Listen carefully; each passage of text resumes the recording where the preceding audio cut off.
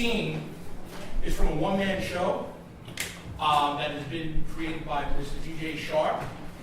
It's the last 3 days of Tennessee Williams' life, and it's called, my apologies, Return to Tennessee. Okay? And it's taking place, I'm just going to read you the language from.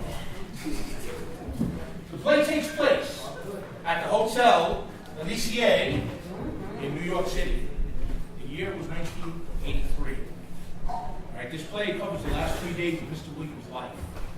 Mr. Williams has just been told by a producer that he has the funding to produce a play called Clothes for a Summer Hotel. The scene opens with Tennessee talking into a tape recorder. So, ladies and gentlemen, without further ado, Return to Tennessee.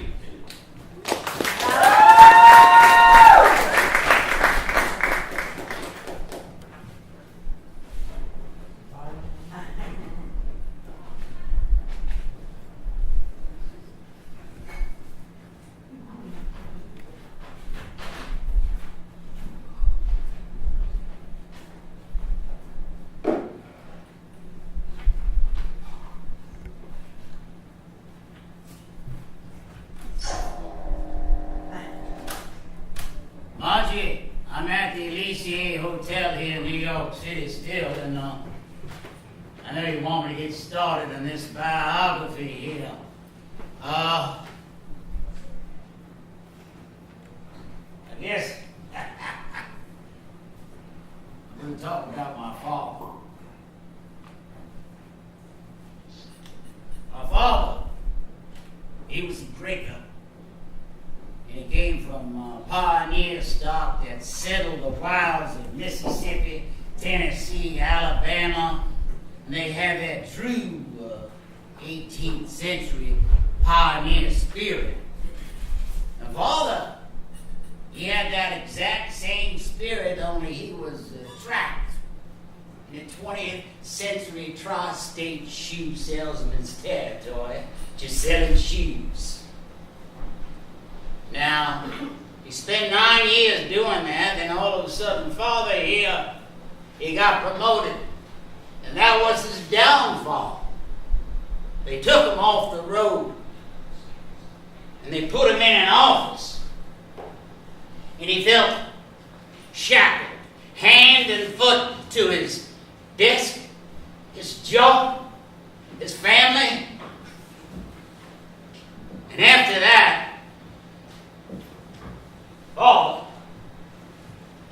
he started drinking. And one night he went out and he got into a poker fight. Got his ear bit off. And they rushed him to the hospital. And they took the cartilage, Margie, from his rib and the skin from his behind, and they reproduced somewhat of an ear. At that time, I wasn't getting along with father that well. I was just glad they could turn an asshole into an ear. So, anyway, as time went by, I began to get along with my father. You know, I began to understand him, and we grew close. So after a while, I decided to invite him to a play of mine down at the Coconut Grove Playhouse. It's, well, streetcar named Desire, starring to do the banquet. Now, Jack Warner from Warner Brothers in California, he was producing the play. And he flew into Miami down at Coconut Grove Playhouse to watch Tallulah. He did not like what he saw, so he fired her right on the spot. And Tallulah's a very, very good friend of mine. She called me up hysterical. She said, Ted, Jack Warner just fired me. If I can't play Blanche, I'm going to drink a bottle of scotch and I'm going to jump out the window. I said, take it easy, man. Just relax now. I knew she was a good actress, so I flew out to La La Land. I took the red eye out there and I charged into Jack Warner's office. You know, non-announced. And I let out with a rebel yell. I said, I want Tallulah Bankhead to play Blanche Dubois at the Coconut Grove Playhouse down in Miami. Jack Warner looked at me over his glasses. He had his pencil-thin mustache, cigarette dangling out of his mouth. He said, Harold Flynn's a drunk. I said, what the hell does Harold Flynn being a drunk have to do with Tallulah Bankhead playing Blanche Dubois at the Coconut Grove Playhouse down in Miami? He said, one drunk's enough. Now, I didn't know if he was talking about me, Blanche, or Harold Flynn. So I tell you, anyway, I convinced him to let Tallulah play Blanche. So Father and I, we got on a plane, we traveled on down to Miami, and she was terrific. She was a great Blanche. And I took Father backstage after that, didn't I, Father? I took him backstage, and I introduced him to Tallulah. Now, Father, he's a businessman. He don't put up with nothing. He's not impressed by celebrity. He ain't impressed by fame. He's very polite to her. We met her. He's very quiet. Now, that is not like Father. So Tallulah looked at him, and she said, sized him up. She said, Mr. Williams. Then she said the 5 magic words, Margie. Would you like a drink? Father said to her, said, Miss Williams, there are 2 things we never had in our family, a sober man and a drunken woman. You are a breath of fresh air. So we poured the first round and started drinking and so forth. And Tallulah on the second round, she woke up all of a sudden. She turned on the charm. She looked at Father. I think she was sexually attracted to Father. And she said, Mr. Williams. There are 2 ladies sitting in the palm room at the Plaza Hotel in New York City, reminiscing over martinis. One says to the other, Eileen, do you remember the minuet? And Eileen says, do I remember the minuet? Are you kidding me? I can't remember half the men I thought. Well, Father almost fell on the floor laughing. And then Tallulah looked at Father. Father, you looked at Tallulah, and they both saw the same thing. 2 poached eggs in the sea of blood. So they were drinkers. They were buddies. We had another round, and it was my turn to tell a joke. I heard this one, Margie. I'll say it. I know if I can. Yeah, I got this from John Houston on Night of the Iguana. He said, I held my drink there. Just so happened I get my drink, Margie. John O'Reilly held up his drink, and he said, he made his favorite toast. Here's to spending the rest of my life between the legs of me wife. That one John top prize for best toast tonight. He went home to his wife, Mary. He says, Mary, I want top prize for best toast tonight. She said, Dickie John, what was your toast? He said, here's to spending the rest of my life sitting in the church next to my wife. Well, let me just tell you, And then the next day, Mary's walking down the streets of Dublin. One of John's drinking buddy comes up to her and says, Mary, did you know that John won top prize for best toast of the night? She says, I was a bit surprised myself. He's only been there twice. Once he fell asleep, the other time I had to pull him by the ears just to make him come.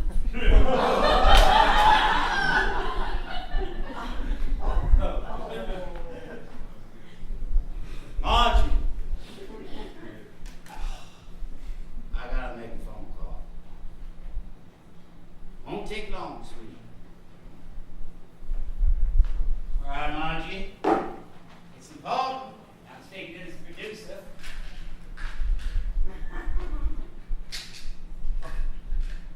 I'll be waiting in a second. I'm just getting a glass of water.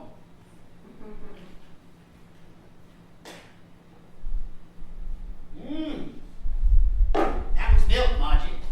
I ain't drinking.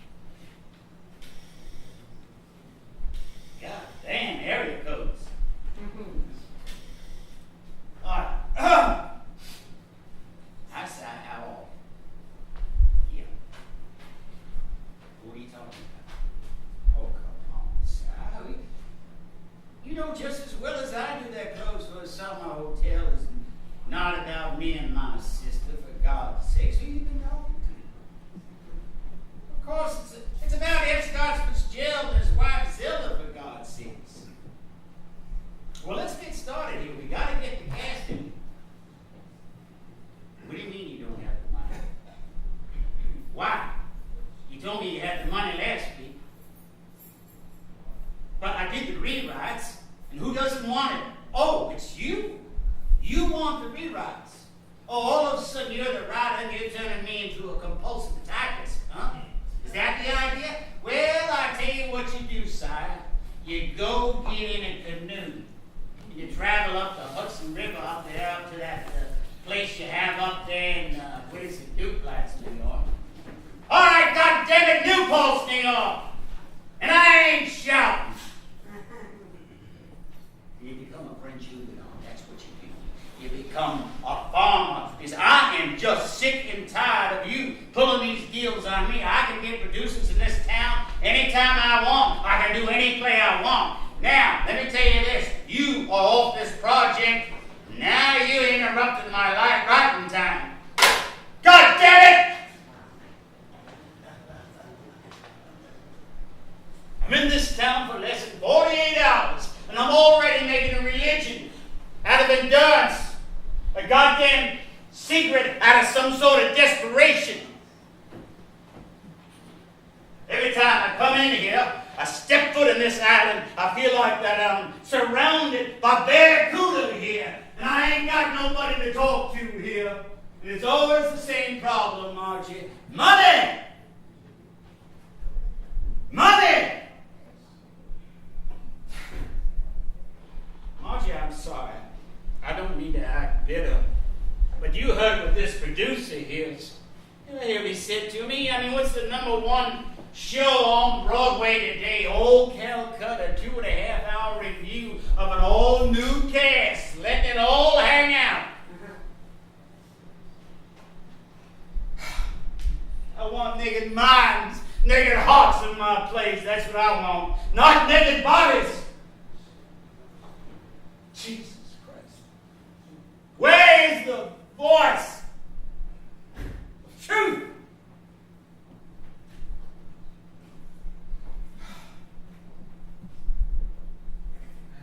We're living in a culture where image making and distortion have just gone ahead and changed everything.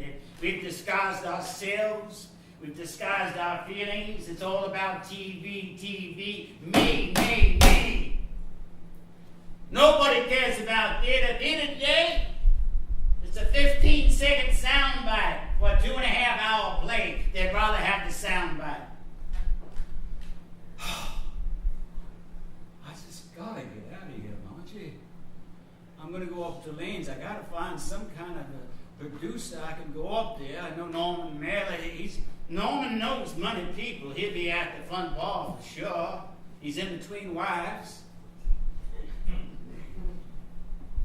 You know, married 7 times, 8 times. He's lost $7 or $8 million. And he laughs about it. That's one of the reasons I'm going up there. Just to laugh. It ain't about the money. I ran into Norman up at the Museum of Modern Art, and he was with this beautiful blonde, blue eyes, gorgeous. Her beauty sharpened my sense of just being alone. Margie, I just did a long and lonely effort and self-discipline. That's the Lord's Prayer. That words, maybe of wisdom, may be put down on the page. We can be clairvoyant. We can be fortune tellers.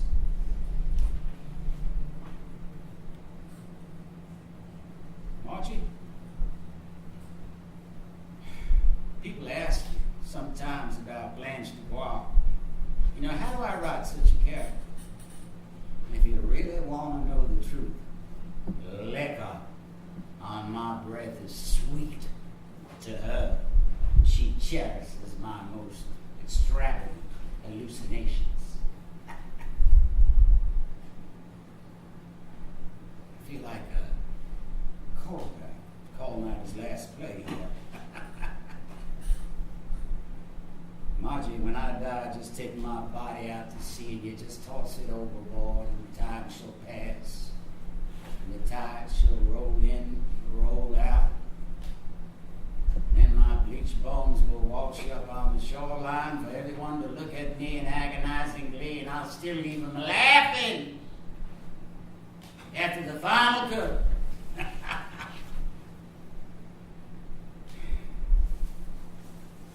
I'm sorry, Marcia, about the shouting match.